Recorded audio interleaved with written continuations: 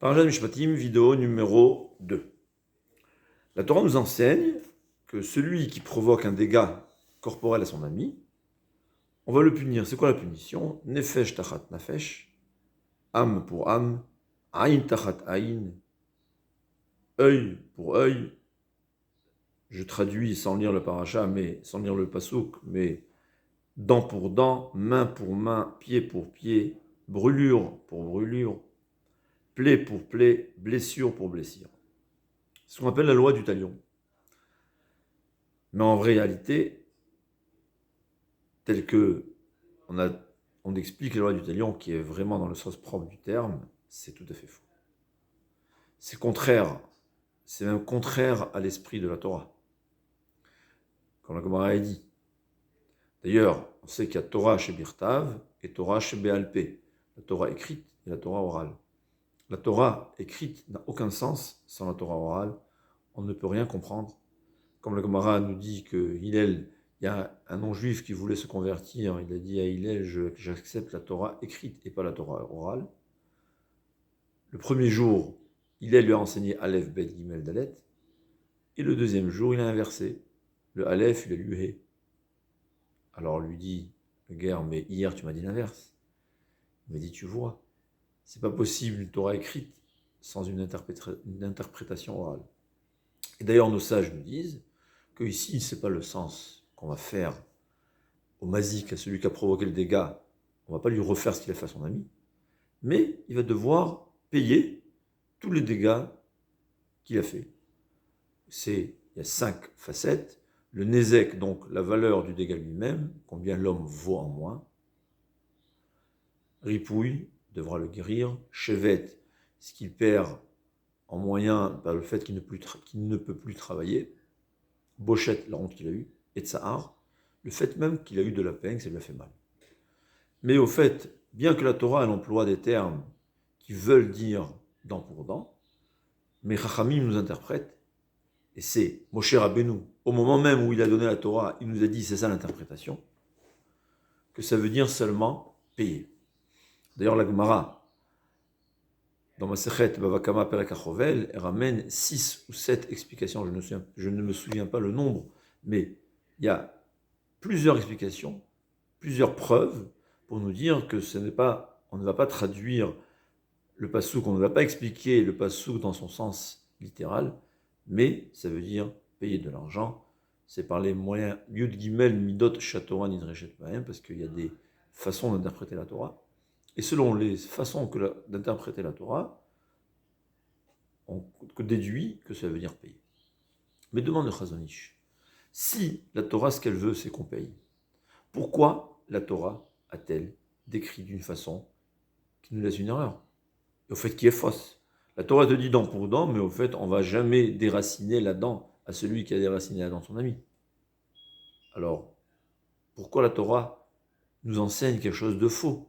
C'est vrai qu'on doit interpréter comme Moshe Rabbeinu nous a enseigné, mais pourquoi nous enseigner d'une façon qui est fausse, au fait?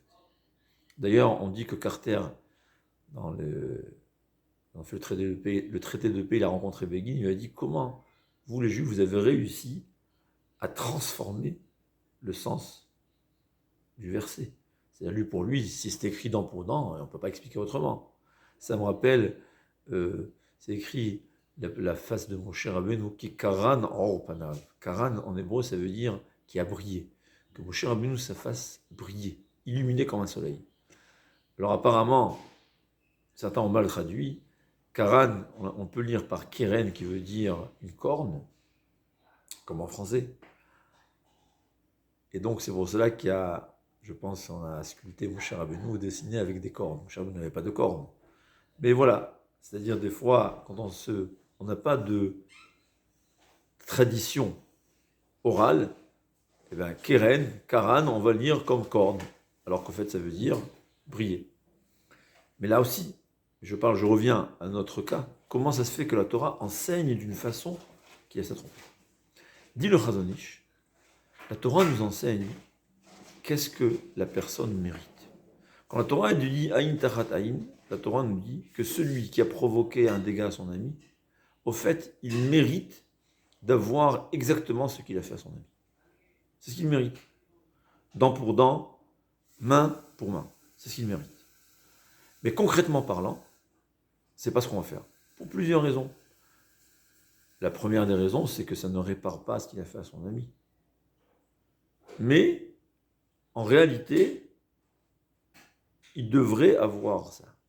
Mais la Torah, elle a dit, on veut dire, on a changé la punition. Et au lieu d'avoir une punition qu'il mérite, il va devoir payer à son ami. Et c'est comme ça qu'il faut voir, en fait, toutes les punitions dans la Torah. Souvent, la Torah, elle dit, on va lapider quelqu'un qui transgresse le Shabbat. Mais d'un autre côté, la Gemara nous dit que nos sages faisaient tout pour ne jamais arriver à utiliser cette peine capitale, tuer quelqu'un. La Gemara dit qu'un Bedin, on faisait en sorte que ça va se passer une fois tous les 7 ans. Rabbi Akiva disait, si j'étais présent au Sanhedrin, ça serait passé une fois tous les 70 ans. Donc, la Torah d'un côté, elle nous dit, il faut tuer, dans certains cas. D'un autre côté, on fait tout pour ne pas punir. C'est la même chose. Quand la Torah nous donne la punition, c'est pour nous donner la gravité, pour nous faire comprendre la gravité de la faute. Concrètement, est-ce qu'on va punir ou pas? Le Beddin va toujours faire pour utiliser ce moyen seulement dans des cas extrêmes. Mais, concrètement, on va tout faire pour punir d'une autre façon. On va empêcher que ça se fasse d'une autre façon. On va tout faire pour que ça ne se reproduise pas. Mais, on ne va pas punir. La Torah nous enseigne la valeur, la gravité de la faute. D'ailleurs, il y a une histoire avec le Harizal, qu'il y a quelqu'un qui est venu chez le Harizal, il voulait faire tchouva. En fait, il y a une version qu'il a fait tchouva parce que le Harizal, en le voyant, lui a dit que sur ton front, tout est écrit. Et il lui a décrit toutes ses fautes.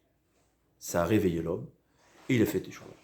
Mais il voulait une tchouva totale. Il a dit, Rav, je veux une tchouva totale, je veux que tu me brûles. C'est quoi brûler dans la Torah Srefa? Il y avait certaines fautes qui méritaient d'être brûlées, c'est quoi? On faisait bouillir du plomb, et on lui versait dans la bouche. Et il a dit au Harizal, je veux que tu me punisses de cette façon. Je veux mourir, je suis prêt à mourir pour pardonner toutes mes fautes. Le Harizal lui a dit, aucun problème, il lui bande ses yeux, il lui attache ses mains. Et un ouvre-bouche, il ouvre sa bouche, il ne peut plus la fermer. Le Harizal fait bouillir du plomb, il prend une cuillère, il lui verse, et c'est du miel. Du miel. Il demande au Harizal, mais quoi? Il a dit, tu dois comprendre une chose. On n'a pas besoin de se faire tuer pour faire tchouva. La tchouva est acceptée comme on sait. Le fait même de dorénavant changer de conduite, avouer la faute, reconnaître qu'on a fauté, regretter sa faute, ça suffit. Ah, tu vas me dire pourquoi la Torah a dit qu'il faut tuer parfois? C'est des cas extrêmes. Le Harizal lui a expliqué qu'en réalité, dans le temps, et ça c'est clair, même les gens les plus simples, on peut dire qu'ils étaient comme des grands Mekoubalim. Ils comprenaient exactement la gravité de leur force, de leur faute. Et au fait, on n'a aucune idée de ce que c'est une faute, mais il faut comprendre une chose, que les mondes spirituels, les mondes métaphysiques, c'est des existences, ça existe. Et une faute, ça les détruit. C'est comme si on dirait que quelqu'un, il a appuyé un bouton, il a fait sauter, il a fait exploser une bombe atomique. Alors, il est conscient, il sait ce qu'il fait. Dans un cas pareil, il mérite. Mais nous, et le Harizal a parlé dans sa génération, on n'est pas conscient de ce qu'on fait. Donc c'est sûr qu'on ne mérite pas une punition pareille. C'est sûr que, et même dans le temps, c'est pas qu'on méritait une punition pareille, c'était pour faire tchouva.